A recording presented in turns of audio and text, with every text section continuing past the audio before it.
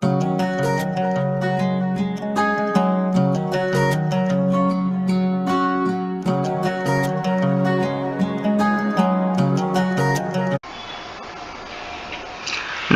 મિત્રો, અલગ અલગ પરીક્ષામાં પૂછાતા રિઝનિંગના પ્રશ્નોના સોલ્યુશન વિશે આપણે અહીંયા આગળના ભાગોમાં જોઈ ગયા છીએ.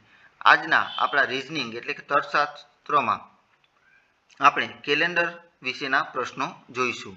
જેમાં આપણે અહીંયા એક પ્રશ્ન જોઈશું કે જેમાં પ્રશ્ન જોતા પહેલાં આપણે તેના લીપ યરના નિયમો છે તે જોઈશું કે જે વર્ષને 4 અથવા 400 વડે ભાગી શકાય તેને લીપ વર્ષ કહેવાય છે. એટલે જે સાલ હોય, ધારો કે 1990, તેને જો 4 અથવા 400 વડે ભાગી શકાય તો તે લીપ યર કહેવાય છે.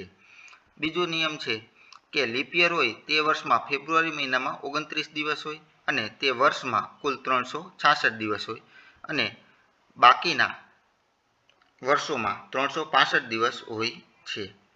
તો ચાલો હવે આપણે પ્રશ્ન જોઈએ. પ્રશ્ન 5 ભાગ 5.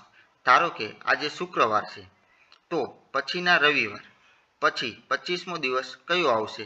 તો અહીંયા આપણે જોઈશું કે અહીંયા આપણે કીધું છે કે ધારો કે આજે શુક્રવાર છે તો પછીનો રવિવાર અને રવિવાર પછીના 25 દિવસે, એટલે આપણે આગળનો જે શુક્રવાર છે તેની આપણે અહીંયા ગણતરી કરવાની થતી નથી. આ એક વાક્ય છે એ તમને કન્ફ્યુઝ કરવા માટે મૂકેલું છે. આપણે રવિવાર છે તેને બેઝ ગણીએ અને તેના પછી 25મા દિવસે એનો કયો વાર આવે છે તે જોઈએ.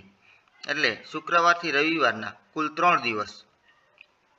પછી આપણે જોઈએ કે હવે રવિવાર પછીનો 25મો દિવસ થશે. હવે રવિવાર પછીનો 25મો દિવસ એટલે કે 25 દિવસ થાય તો કેટલા અઠવાડિયા થાય? તો કે 3 અઠવાડિયા અને 4 દિવસ થશે. હવે 3 અઠવાડિયા અને 4 દિવસ થાય તો 3 અઠવાડિયા પછી રવિવાર જ આવે અને ત્યારબાદ 4 દિવસ આપણે ગણીએ તો સોમ, મંગળ, બુધ અને ગુરુવાર. આમ રવિવાર પછી ચોથો દિવસ આપણને ગુરુવાર મળશે. આમ અહીંયા જે દિવસો હોય છે તેના આધારે આપણે એને પહેલાં અઠવાડિયામાં કન્વર્ટ કરવાનું હોય અને પછી જે વધારાના દિવસો હોય તે મુજબ આપણે વારની ગણતરી આવે.